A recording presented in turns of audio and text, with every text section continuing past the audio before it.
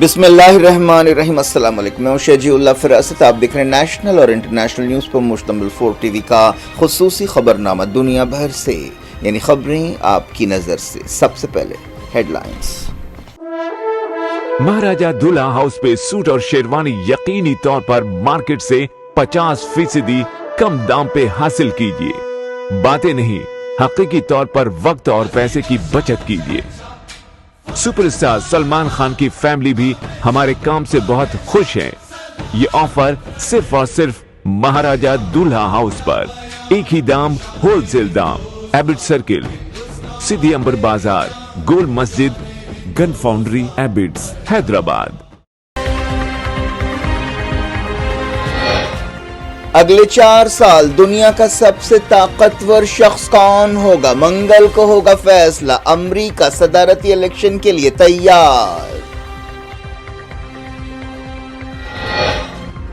Swing status میں Trump Kamla Harris سے آگے نکل گئے۔ تازہ سروے میں ہوا خلاصہ، ایکسپرٹس نے کہا پینسلوینیا اہم ہے۔ کملا ہیرس نے مشیگن کا کیا دورہ، عرب امریکن ووٹر سے خطاب، کہا غزہ جنگ ختم کروں گی۔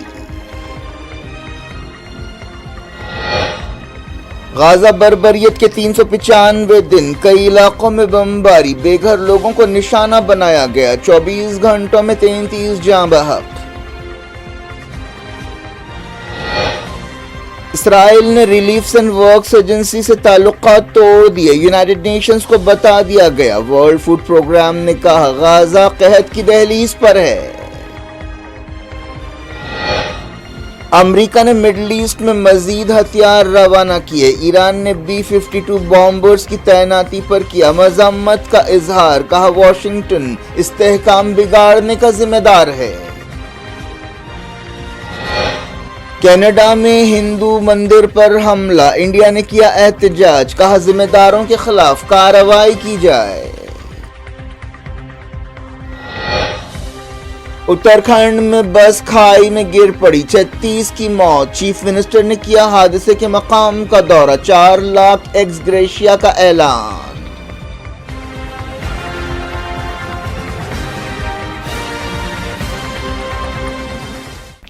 ہیڈ لائنز آپ نے دیکھی، اب خبروں کی تفصیل کی طرف آپ کو لیے چلتے ہیں۔ امریکہ کے صدر کو دنیا کا سب سے طاقتور آدمی کہا جاتا ہے۔ جنوری 2025 سے اگلے 4 سال دنیا کا سب سے طاقتور شخص کون ہوگا؟ ڈونلڈ ٹرمپ یا کملا ہیرس؟ اس بات کا منگل کو فیصلہ ہو جائے گا۔ امریکہ میں منگل یعنی 5 نومبر کو ووٹنگ ہونے والی ہے۔ دنیا بھر کی نظریں امریکہ کے الیکشنز پر ٹکی ہوئی ہیں۔ ان الیکشنز میں ریپبلکن پارٹی کے سابق صدر ڈونلڈ ٹرمپ اور ڈیموکریٹک پارٹی کی نائب صدر کملا ہیرس کے درمیان سخت مقابلہ ہو رہا ہے۔ الیکشن کیمپین کے آخری دن ٹرمپ اور ہیرس نے اہم ریاستوں میں طوفانی مہم چلائی اور ووٹرز کو آخری لمحے تک اپنی طرف کرنے کی کوشش کی۔ دونوں امیدواروں نے سوئنگ سٹیٹس پر خاص توجہ دی۔ کملا ہیرس نے پینسلوینیا میں کیمپین کی، ٹرمپ نے نارتھ کیرولائنا، پینسلوینیا، میشیگن میں دورے کیے۔ کملا ہیرس نے اس موقع پر کہا کہ وہ غزہ جنگ ختم کرنے کے لیے ہر ممکن کوشش کریں گی۔ ٹرمپ نے کوئی ثبوت دیے بغیر کہا کہ پینسلوینیا میں الیکشن فراڈ ہو رہا ہے۔ کل تک کہا جا رہا تھا کہ کملا ہیرس کو معمولی لیڈ حاصل ہے، لیکن اب تازہ خبروں میں کہا گیا کہ ڈونلڈ ٹرمپ تمام سوئنگ سٹیٹس میں کملا ہیرس سے آگے چل رہے ہیں۔ امریکہ میں 50 میں سے 43 ریاستیں روایتی طور پر ریپبلکن یا ڈیموکریٹک پارٹی کا ساتھ دیتی رہی ہیں، جبکہ نتیجوں کا دار و مدار 7 سوئنگ سٹیٹس پر ہوتا ہے۔ تازہ سرویز کے مطابق 49% لوگوں نے کہا کہ وہ ٹرمپ کو ووٹ دیں گے۔ اٹلس انٹل کے تازہ سروے میں کہا گیا کہ ریپبلکن لیڈر کو کملا ہیرس پر 1.8% زیادہ کی برتری حاصل ہے۔ یہ سروے نومبر کے پہلے 2 دنوں میں کیا گیا۔ یہ 7 ریاستیں جو سوئنگ سٹیٹس ہیں Arizona, Georgia, Michigan, Nevada, North Carolina, Pennsylvania اور وسکانسن ہیں۔ ایریزونا میں ٹرمپ کو 45.1% کے مقابلے 51.9% کی تائید حاصل ہے۔ نیواڈا میں 51.4% نے ٹرمپ کی اور 45.9% نے کملا ہیرس کی تائید کی۔ نارتھ کیرولائنا میں ٹرمپ 50.4% ووٹ سے آگے، جبکہ کملا ہیرس کو 46.8% نے پسند کیا۔ ایکسپرٹس کا کہنا ہے کہ پینسلوینیا ریاست نتیجوں میں اہم کردار ادا کرے گی۔ پینسلوینیا میں 19 الیکٹورل کالج ووٹس ہیں اور اگر کملا ہیرس کو جیتنا ہے تو انہیں 7 سوئنگ اسٹیٹ میں سے تقریباً 45 الیکٹورل ووٹس حاصل کرنا ضروری ہے، جبکہ ٹرمپ کو وہاں پر 51% ووٹس حاصل کرنے ہوں گے۔ کملا ہیرس نے مشیگن میں جہاں عرب اور امریکیوں کی بڑی تعداد رہتی ہے خطاب کرتے ہوئے ووٹ دینے کی اپیل کی۔ انہوں نے کہا کہ یہ سال بہت مشکل رہا ہے جس کی وجہ غازہ میں موت اور تباہی ہے، سویلینز کی ہلاکتیں ہیں، لبنان میں ہلاکتیں ہیں، لوگوں کا بے گھر ہونا ہے۔ صدر کی حیثیت سے میں غزہ جنگ ختم کرنے کے لیے ہر ممکن کوشش کروں گی تاکہ لوگوں کی زندگی محفوظ ہو۔ انہوں نے کہا کہ وہ اس بات کو یقینی بنائیں گی کہ فلسطینی عوام عزت، آزادی اور خود ارادیت کے ساتھ زندگی گزار سکیں۔ امریکہ میں کئی عرب امریکن ووٹرز ڈیموکریٹک پارٹی سے ناراض ہیں۔ مشیگن میں 15 الیکٹورل کالج ووٹس ہیں جہاں ایک حرکیاتی عرب اور مسلم کمیونٹی رہتی ہے۔ کملا ہیرس کے امکانات کے لیے اس ریاست کو کافی اہم سمجھا جا رہا ہے۔ مشیگن اور پینسلوینیا کو کبھی ڈیموکریٹ پارٹی کے لیے قابل اعتبار سمجھا جاتا تھا، لیکن ٹرمپ نے 2016 میں یہ ریاستیں چھین لی تھی، لیکن بائیڈن نے 2020 میں انہیں دوبارہ حاصل کیا۔ ٹرمپ نے مشیگن کا دورہ کرتے ہوئے وعدہ کیا کہ وہ مڈل ایسٹ میں جنگ ختم کریں گے، لیکن انہوں نے یہ نہیں بتایا کہ وہ کیسے جنگ ختم کریں گے۔ امریکہ میں ایک پیچیدہ الیکٹورل سسٹم کام کرتا ہے۔ تمام ریاستوں میں 538 الیکٹورل کالج ووٹس ہیں اور صدر بننے کے لیے 270 الیکٹورل کالج ووٹس کی ضرورت ہوتی ہے۔ امریکہ میں ریاستوں کو 3 زمروں میں بانٹا جاتا ہے۔ بعض ریاستیں ریڈ سٹیٹس کہلاتی ہیں، اس کا مطلب یہ ہے کہ یہ ریپبلکنز کی ریاستیں ہیں۔ دوسری طرف بلو سٹیٹس ہیں جو ڈیموکریٹس کی ہیں، اور تیسری سوئنگ سٹیٹس ہیں۔ 29 اکتوبر کو رائٹر کے ایک سروے میں کہا گیا تھا کہ کملا ہیرس ٹرمپ سے آگے ہیں۔ 43% نے ڈونلڈ ٹرمپ اور 44% نے کملا ہیرس کی تائید کی تھی۔ 75 ملین سے زیادہ لوگ پہلے ہی ووٹ ڈال چکے ہیں۔ 6 نومبر کی صبح تک صورتحال سامنے آ جائے گی۔ ان الیکشنز میں امیگریشن اور ایبارشن اہم مدعے رہے۔ یہ الیکشنز ایک ایسے وقت ہو رہے ہیں جب غازہ میں جنگ چل رہی ہے۔ اس کے علاوہ 2.5 سال سے یوکرین جنگ بھی جاری ہے۔ امریکہ کے الیکشنز میں فارن پالیسی ہمیشہ اہم مدعا ہوتی ہے۔ فارن پالیسی کے معاملے میں ٹرمپ اور کملا ہیرس کے نقطۂ نظر میں کافی فرق ہے۔ ڈونلڈ ٹرمپ کی عمر 78 سال ہے۔ الیکشن کی مہم کے دوران ان پر 2 مرتبہ حملہ ہوا ہے۔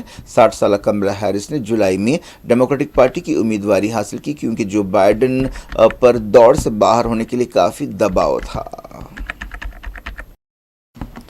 اب لیے چلتے ہیں مڈل ایسٹ۔ غازہ جنگ کے 395 دن پورے ہو گئے ہیں۔ پیر کو بھی اسرائیل نے غازہ میں وحشیانہ بمباری کی۔ اسرائیلی فوج نے پیر کی صبح جنگی ہوائی جہازوں اور توپ خانے سے حملے کیے جن میں درجنوں فلسطینی شہید اور زخمی ہوئے۔ بتایا گیا کہ بعض حملوں میں بے گھر لوگوں کو نشانہ بنایا گیا۔ غازہ جنگ کی وجہ سے ساحلی پٹی کی 95% آبادی بے گھر ہے۔ اس دوران لبنان میں بھی اسرائیل نے حملے کیے۔ دوسری طرف حزب اللہ نے بھی لبنان سے نارتھ اسرائیل میں یہودی بستیوں پر حملے کیے اور اسرائیلی فوج کی گیدرنگز کو نشانہ بنایا۔ نارتھ غازہ اور دوسرے مقامات پر اسرائیلی فوج اور فلسطینی مظاہرین کے درمیان لڑائی ہوئی۔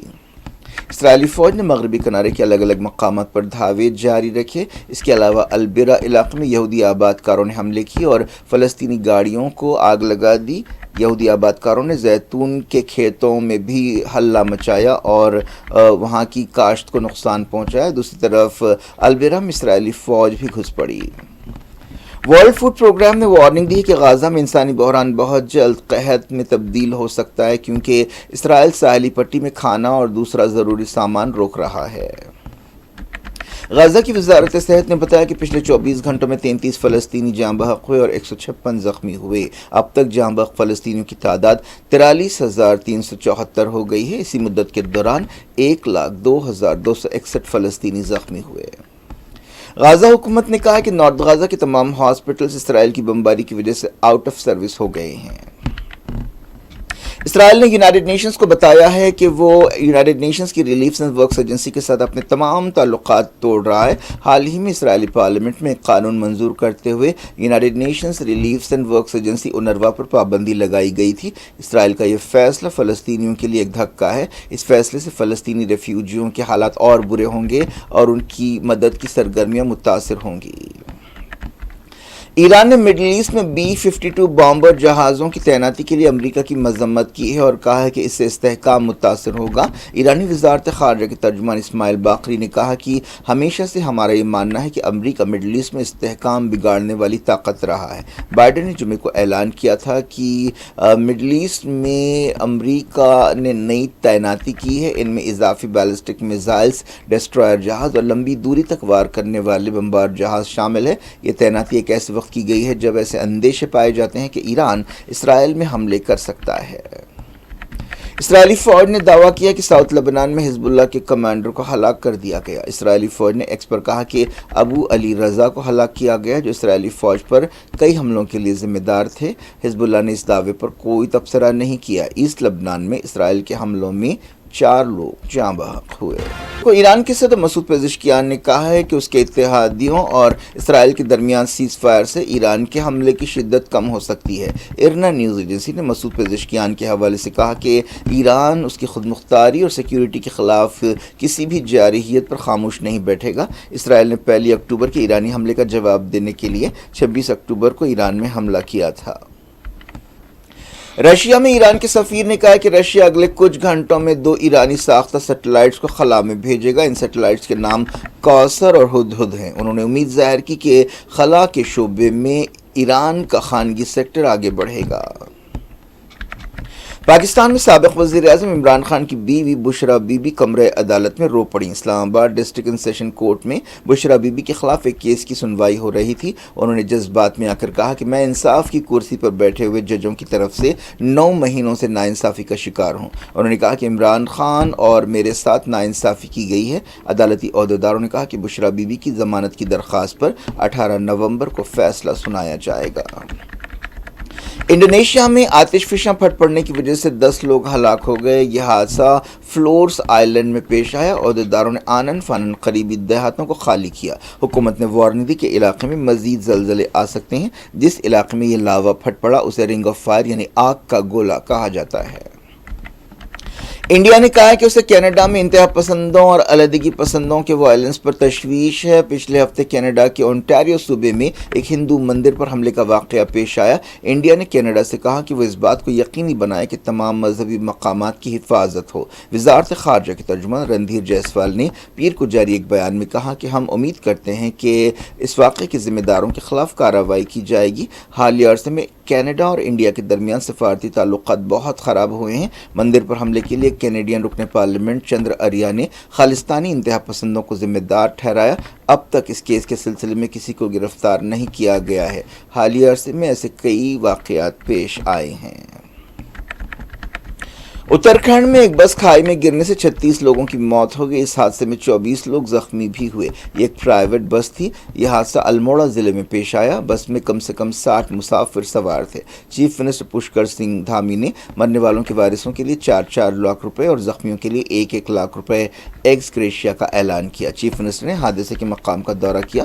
صدر جمہوریہ دروپدی مرمو اور وزیر اعظم نریندر مودی نے اس حادثے پر افسوس کا اظہار کیا۔ وزیر اعظم مودی نے P M national relief fund سے مرنے والوں کے رشتہ داروں کے لیے 2 لاکھ روپے اور زخمیوں کے لیے 50 ہزار روپے دینے کا اعلان کیا۔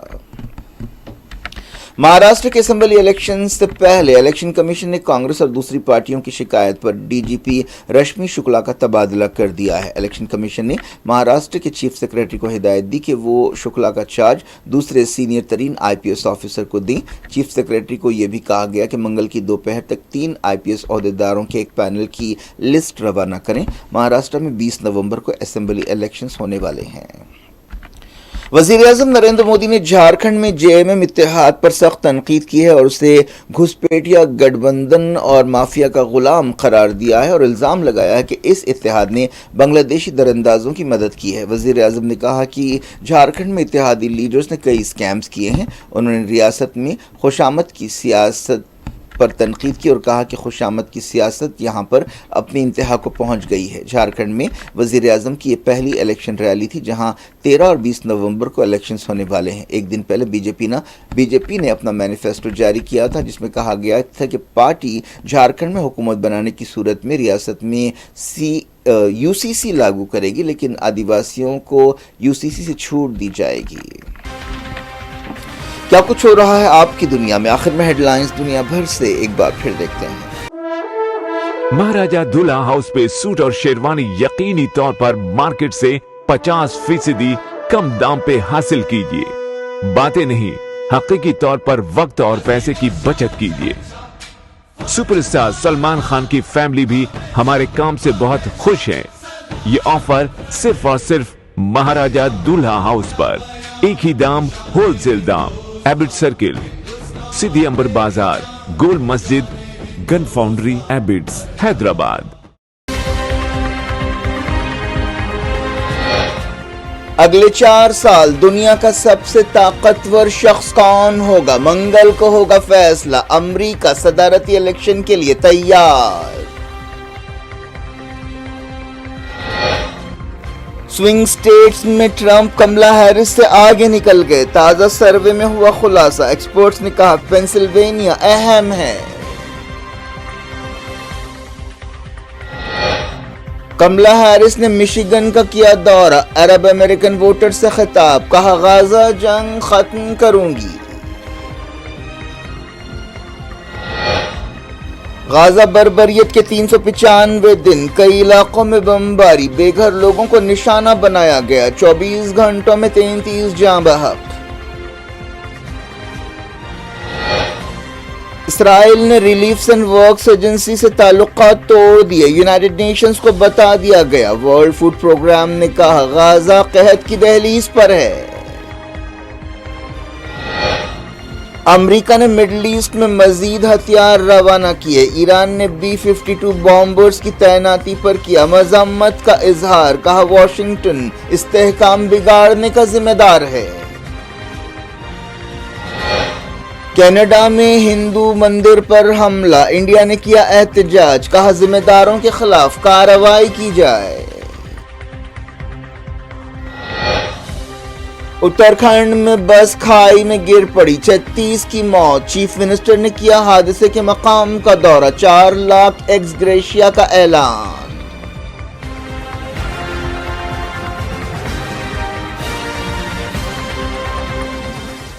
یہ تھی آج کی خبریں۔ شجیع اللہ فراست کو دیں اجازت اور اپنا بے حد خیال رکھیں۔ اللہ حافظ۔